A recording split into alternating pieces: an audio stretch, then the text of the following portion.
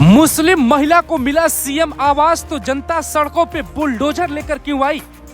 जब वोट दिया कांग्रेस को तो फिर बीजेपी क्यों दे रही सीएम आवास? विरोध हो गया शुरू। सोसाइटी में कुल 462 घर, 461 घरों में रहते हैं हिंदू परिवार। सिर्फ एक मुस्लिम कलेक्टर के पास पहुंची पूरी सोसाइटी, बोला ये हमारी शांति भंग करने की कोशिश है। गुजरात में फिर एक बार बवाल शुरू हो गया है। मुस्लिम महिला को बीजेपी सरकार को घर देना भारी पड़ गया।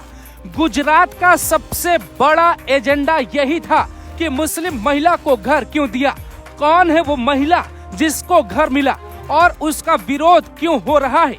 गुजरात के वडोदरा से बीजेपी चुनाव जीती है, लेकिन बाकी राज्यों में बीजेपी को मुसलमानों ने वोट नहीं किया। इस बात का असर अब समाज में भी दिखने लगा।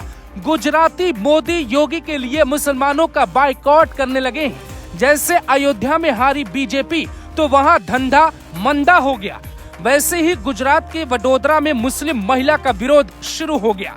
हम आपको पूरी कहानी समझाते हैं। 44 साल की महिला को सरकारी योजना के तहत सीएम आवास मिला था। वडोदरा की जिस सोसाइटी में घर मिला वहां कुल 462 घर हैं। 461 सरकारी आवास हिंदुओं को मिला है, जबकि एक घर इसी मुस्लिम महिला को मिला। सभी परिवारों का विरोध है कि सोसाइटी की शांति भंग नहीं कर सकते। 17 साल का नाबालिग बेटा लेकर मुस्लिम महिला शिफ्ट नहीं हो पा रही है। हस्ताक्षर लेके हिंदू परिवारों ने कलेक्टर से कैंसिल करने की अपील की है। गुजरात की ये खबर तो एक छोटी घटना है, लेकिन इसका असर बहुत गहरा है। सोसाइटी के लोगों का विरोध इस बात पर है कि महिला को सीएम आवास क्यों दिया जा रहा है। इंडियन एक्सप्रेस की रिपोर्ट के मुताबिक मुस्लिम महिला की उम्र 44 साल है। वो गुजरात सरकार के कौशल विकास विभाग में काम करती है। इंडियन एक्सप्रेस की रिपोर्ट के मुताबिक महिला को ये घर कई साल पहले ही मिल गया, लेकिन सोसाइटी के लोग अब शिफ्ट नहीं होने दे रहे हैं। दावा है कि हाउसिंग कॉम्प्लेक्स के 33 निवासियों ने जिला कलेक्टर को लिखित में शिकायत दी है। वडोदरा नगर निगम के उपायुक्त अर्पित सागर और एग्जीक्यूटिव इंजीनियर नीलेश कुमार परवार ने इस मामले में कुछ कहने से इनकार कर दिया है।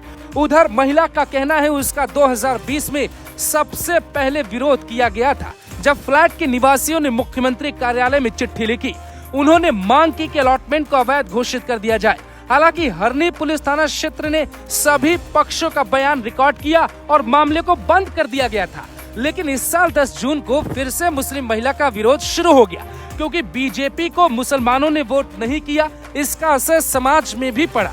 महिला ने सीएम से हाथ जोड़कर अपील करते हुए भी कहा है, मैं वडोदरा में एक ऐसे इलाके में रही हूँ जहाँ हर धर्म के लोग रहते हैं। मैं हमेशा से चाहती थी कि मेरा बच्चा एक समावेशी इलाके में रहे, लेकिन मेरा सपना टूट गया, क्योंकि इस बात को 6 साल हो चुके हैं। अभी तक मेरी समस्या का समाधान नहीं हुआ।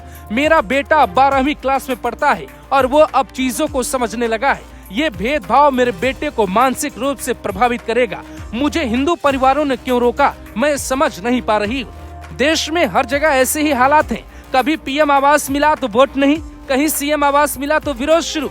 ना तो किसी को ऐसे विरोध करने का अधिकार है, न ही किसी को एक तरफा किसी राजनीतिक पार्टी को सुनकर किसी राजनीतिक पार्टी का एक तरफा विरोध करने का अधिकार है, क्योंकि कहते हैं ताली दोनों हाथों से बजती है। समाज में जो संदेश जा रहा है वो ठीक नहीं है।